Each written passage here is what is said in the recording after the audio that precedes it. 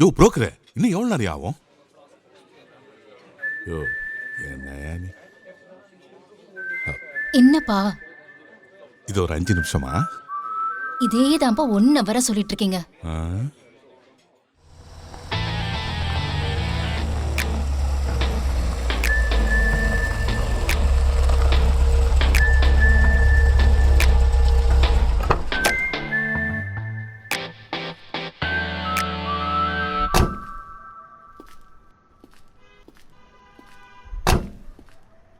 தாத்தா உள்ளதானே? ஆமாம் தாத்தா.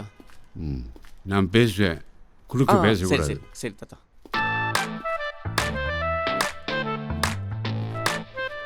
பேசாமல் இருக்கணும்.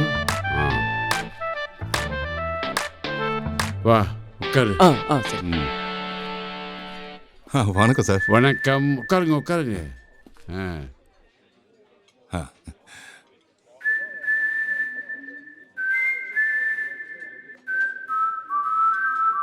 வந்து ரொம்ப நேரம் ஆச்சா?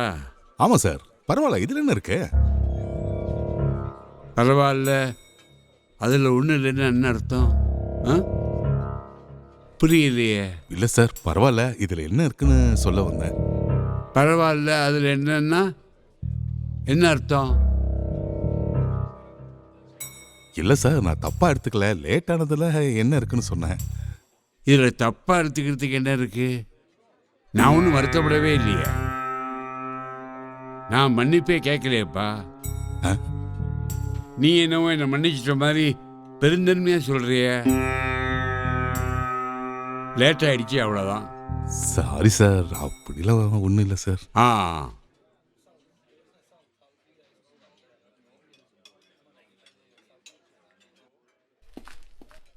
Hi, welcome sir. Your order please. சுக்கு காப்பி இருக்கா? Sorry sir. சாரியா? சாரி எதுக்குப்பா கேட்குறான்? சாரிண்ணா இல்லைன்னு அர்த்தம் தாத்தா. சாரின்னா இல்லைன்னு அர்த்தமா? நோ தானே சொல்லணும். ம்?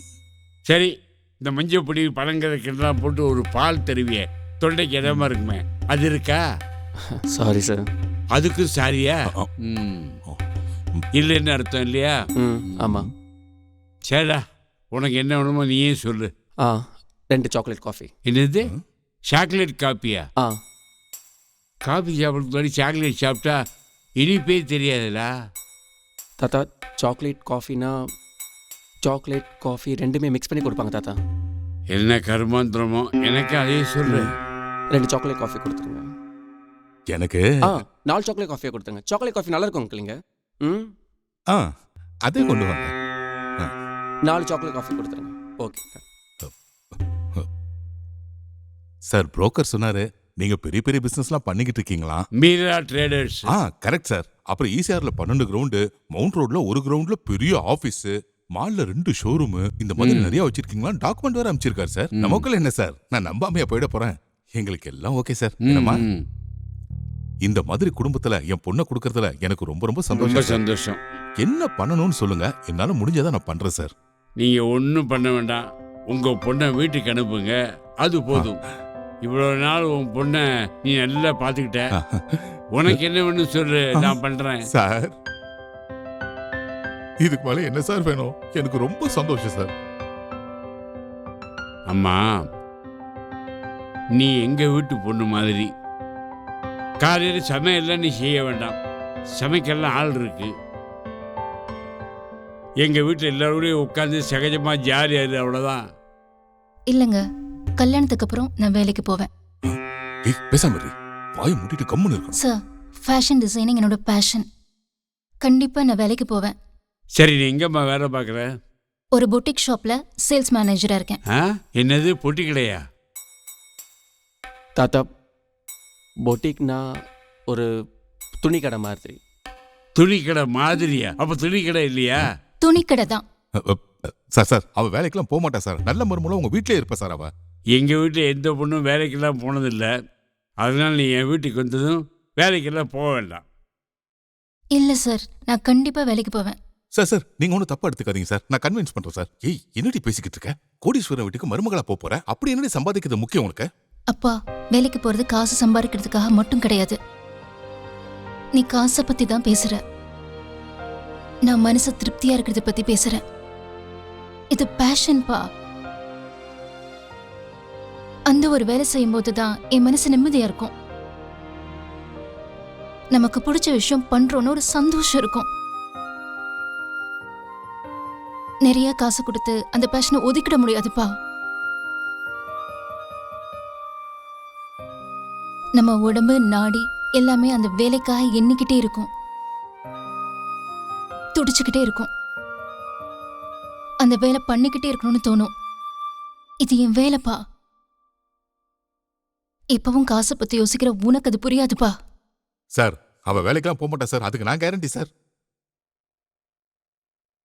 இல்லைம்மா, நீ ஃபேஷன் அது இதுன்னு சொல்கிற, ஆனால் எங்கள் வீட்டு மகாலட்சுமி வேலைக்கு போகிறது எங்களுக்கு பிடிக்காது.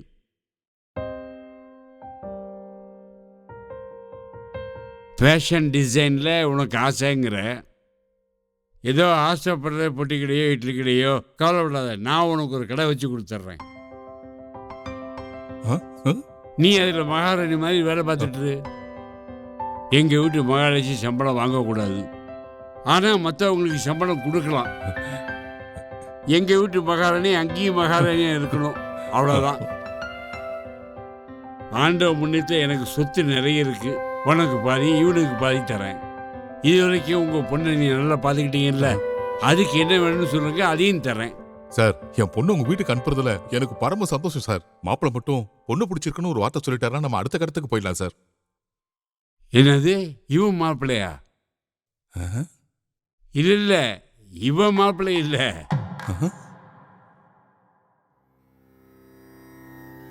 சார் என்ன சார் சொல்றீங்க நீங்க? புரோக்கர் இவரை தான் சார் மாப்பிள்ளைன்னு சொன்னாரு. இத பாருங்க. அந்த போட்டோவில் நானும் தானே இருக்கேன். நான் தான் மாப்பிள்ளை. எனக்கு தான் பொண்ணு பார்க்க வந்திருக்கோம்.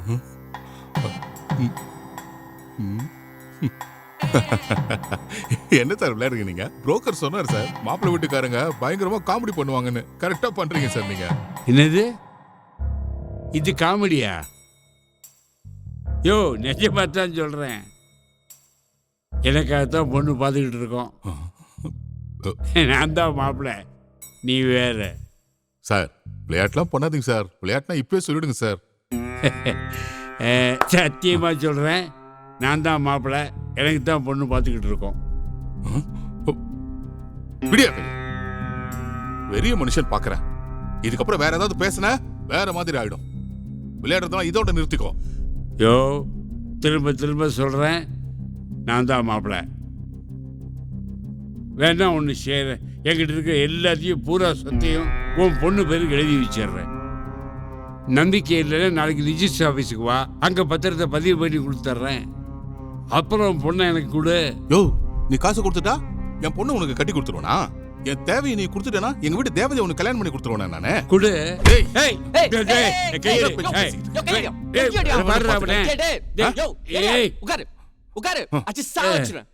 என்ன கேட்டேன் இப்போ?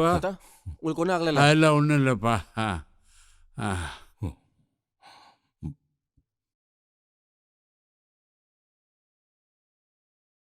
ஏம்மா அழுவுற? நான் ஏதாவது தப்பா சொல்லிட்டேனா? ஆமா சார், நீங்க தப்பா தான் பேசுனீங்க. நான் சொத்து எழுதி வைக்கிறேன். என் வீட்டுக்கு நீதான் மகாராணி அப்படின்னு நீங்க சொல்லும் போது கூட உங்க வீட்டுக்கு வர எனக்கு விருப்பம் இல்ல. ஆனா நீங்க ஒன்னு சொன்னீங்க, உன் வேலையில நீ மகாராணியா இரு, உனக்கு பிடிச்ச வாழ்க்கைய வாழுன்னு சொன்னீங்கல்ல. அப்பதான் எனக்கு கொஞ்சம் உங்க வீட்டுக்கு மருமகளா வரணும்னு தோணுச்சு. ஆனா இவ்ளோ கொச்சையா பேசுவீங்கன்னு நான் எதிர்பார்க்கல. எனக்கு பிடிச்ச வாழ்க்கைய கையில கொடுத்துட்டு உங்களுக்கு தேவையானது எப்படி சார் எடுத்துப்பீங்க? இந்த வகையில சார் இது நியாயம்? உங்க பேத்தி வயசு எனக்கு. உங்களால என்கிட்ட எப்படி சார் இப்படி கொச்சையா பேச முடியுது? ஒரு காசு பதவி கொடுத்து ஒரு பொண்ண ஈஸியா அடைஞ்சிடலான்னு நினைக்கிற ஜெனரேஷன்ல இருக்க நினைக்கும் போது சீப்பா இருக்கு சார். கஷ்டமா இருக்கு சார். உள்ளம் வலிக்குது. ஓ, அப்படி கேட்கக்கூடாதம்மா. தப்பா? காசை வச்சோ இல்லை ஒரு வேலையை வச்சோ ஒரு பொண்ணை அடைய நினைக்கிறது தப்பாம்மா? தப்புன்னா உங்க அப்பனை நிப்பாட்ட சொல்லு. உங்க அப்பா எவ்வளோ சீப்பாக நடந்துக்கிட்டாருன்னு கேளு. என் பேத்திக்கு ப்ரமோஷன் கொடுக்குறேன்னு சொல்லி படுக்கைக்கு கூப்பிட்டுருக்காம்மா.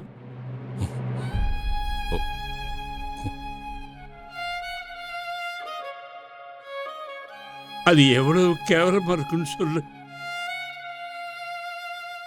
என் பேத்தி வேலை செய்யறான்னா அதுக்கேற்ற ப்ரமோஷனை கொடுங்க, இல்லைன்னா கொடுக்காதீங்க. ஆனால் படுத்தாத்தான் உனக்கு ப்ரமோஷன் கொடுப்பேன்னு சொல்றது எவ்வளோ பெரிய கேவலமான விஷயம்.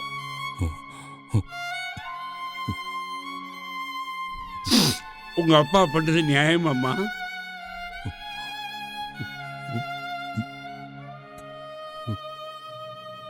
என் பேத்தி எவ்வளோ கஷ்டப்பட்டிருப்பான், அவளுக்கு எவ்வளோ வலிச்சிருக்கும்.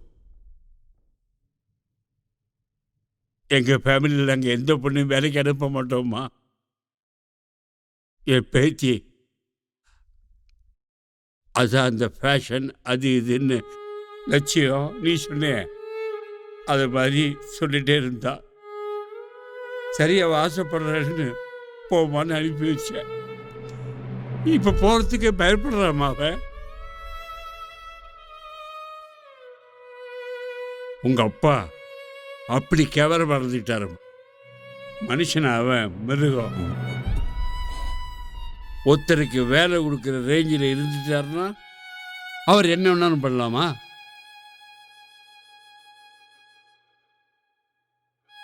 நான் இவனை என்ன வேணாலும் பண்ணியிருப்பேன். அந்த மாதிரி பண்ண நான் விரும்பலை. வலிக்குதா உனக்கு? உண்மையிலே வலிக்குதா? அப்படி உனக்கு உண்மையிலே வலிச்சிருந்தா இந்த வலியை வேற யாருக்கும் கொடுத்துறாத. உன் பொண்ணு மாதிரி எல்லாரையும் பாரியா.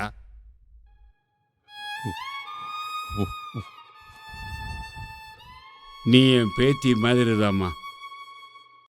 நான் பேசுனது எதையும் தப்பாக எடுத்துக்காத. நீ நல்லா இருக்கணும், சந்தோஷமாக இருக்கணும். தாத்தா நீங்கள் கார் கிட்ட போங்க, இதோ வரேன். உன்னை பார்க்கும்போதே உன்னை அடிச்சு கொல்லும் போல இருக்கு. ஆனால் அந்த பெரிய மனுஷன்தான் தடுத்துட்டாரு. அப்புறம் இன்னொரு விஷயமும் சொன்னார். உன்ன மாதிரி ஆளுங்களாம் அடிச்சு கொள்ளணும்னா டெய்லியும் பஸ்ஸு ட்ரெயின்னு கூட்ட நெரிசலில் நசுங்கிறாங்கள பொண்ணுங்க, அவங்க அண்ணனுங்க டெய்லியும் கொள்வானுங்க ஒருத்தனை. நீ எல்லாம் பார்த்து திருந்தினா தான் உண்டு. இல்லைனா உன்ன மாதிரி ஆளுங்களை திருத்தத்துக்கு சட்டம் வேணும், சவுதி அரேபியா மாதிரி. அப்போவும் நீங்களே எங்கே திருந்துவீங்க. ஆனால் அடுத்த வாட்டி பேசிகிட்டு இருக்க மாட்டேன், அடித்து சாவடிச்சிடும். புரிஞ்சுதா? லாஸ்ட் வார்னிங் தரேன், பொழைச்சிப்போம். ஜென்ரேஷனை தப்பு சொன்னீங்கல்ல, கரெக்டு தான். அந்த காலத்தில் எல்லா பேரண்ட்ஸும் பொண்ணுங்களோட ஆசை லட்சியம் எல்லாத்தையும் சேர்த்து அடக்கி வீட்டில் பூட்டி வச்சதுக்கு காரணம் என்ன தெரியுமா? இதோ பொண்ணுங்களை ஈஸியாக அடையணும்னு நினைக்கிற இந்த பொறுக்கிங்களால தான். ஆனால் இந்த ஜென்ரேஷன் அப்படி கிடையாது. பேரண்ட்ஸ் புரிஞ்சுக்கிட்டாங்க, அடுக்க வேண்டியது பொண்ணுங்களை இல்லை, இவனை மாதிரி காம வெறியன்களை. உங்களுக்கு கூட ஆம்பிஷன் இருக்குன்னு சொன்னீங்கல்ல, ஆல் தி பெஸ்ட். தைரியமாக எழுப்போங்க, எல்லாம் மாறிடும்.